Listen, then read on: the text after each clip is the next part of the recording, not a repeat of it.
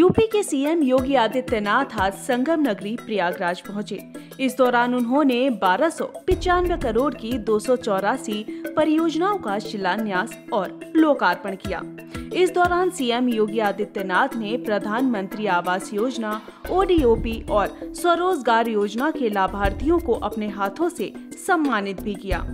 इस दौरान सीएम योगी ने परेड मैदान में प्रबुद्ध जन सम्मेलन को संबोधित करते हुए प्रयागराज के गौरव का बखान किया। सीएम योगी आदित्यनाथ ने कहा कि प्रयागराज संपूर्ण भारतवासियों की आस्था का प्रतीक है। सृष्टि की रचना स्वयं भगवान विष्णु ने यहीं पर रची थी।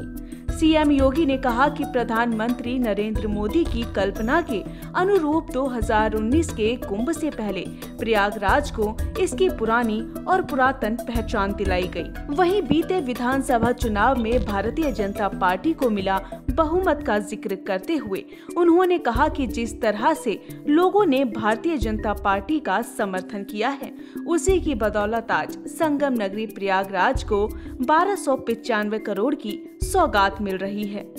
इस दौरान उन्होंने कहा कि मां गंगा और लेटे हुए हनुमान जी का आशीर्वाद भारतीय जनता पार्टी के साथ है। सीएम योगी ने ये भी कहा कि संगम नगरी प्रयागराज सनातन धर्मियों का सबसे बड़ा आस्था का केंद्र है। दुनिया का पहला गुरुकुल महर्षि भारद्वाज मुनि ने यहीं पर स्थापित किया था। आपने प्रयागराज से भारतीय जनता पार्टी को अपना जो समर्थन किया, आशीर्वाद दिया, आज उसके परिणाम स्वरूप डबल इंजन की सरकार प्रदेश के अंदर फिर से कार्य कर रही है और आज उसी का परिणाम है कि 1295 करोड़ रुपए की इन परियोजनाओं की सौगात लेकर के आज ये मंच फिर से प्रयागराज के पास आया है कि त्वदीयं वस्तु गोविंदा तुभ्यमेव समर्पये।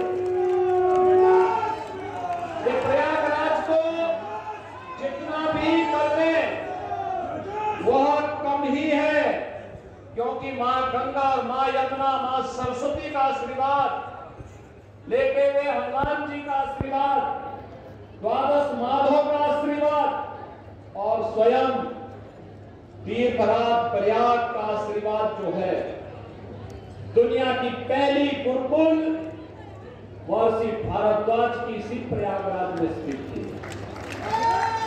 और यहां हमें गौरव की अनुभूति होती है कि जब वहां पर भव्य प्रतिमा महर्षि भारद्वाज की स्थापित की गई, भारद्वाज आश्रम के पास सचमुच हजारों वर्ष पुरातन परंपरा के साथ हम सबको जुड़ने का सौभाग्य प्राप्त हुआ है। सीएम योगी ने प्रधानमंत्री नरेंद्र मोदी की सराहना करते हुए कहा कि आज भारतीय जनता पार्टी की सरकार देश और प्रदेश में अपनी विरासत और सम्मान को लौटाने का काम कर रही है, जिसकी शुरुआत अयोध्या में भगवान श्री राम मंदिर के निर्माण के साथ हो रही है। साथ ही काशी में विश्वनाथ धाम के विकास और मिर्जापुर में मां विंध्यवासिनी का विकास और प्रयागराज कुंभ के जरिए पुरातन गौरवशाली इतिहास को सम्मान दिया गया है। वहीं उत्तर प्रदेश में माफियाओं के खिलाफ की गई कार्रवाई का भी सीएम योगी आदित्यनाथ ने जिक्र किया। सीएम योगी आदित्यनाथ ने कहा कि यही प्रयागराज है जहां पर कभी माफियाओं का राज हुआ करता था, लेकिन आज वह जेलों में है और उनकी हवाइयां उड़ चुकी हैं। उनके कब्जे किए गए जमीनों पर गरीबों का आशियाना बन रहा है। सीएम योगी ने कहा कि सरकार की तरफ से अधिकारियों को साफ निर्देश है कि प्रदेश के किसी भी जिले में जहां पर भी दबंगों माफियाओं ने गरीबों के साथ ही सरकारी जमीनों पर कब्जा किया हो, उसे कब्जा मुक्त कराया जाए और वहां पर गरीबों का आशियाना बनाया जाए।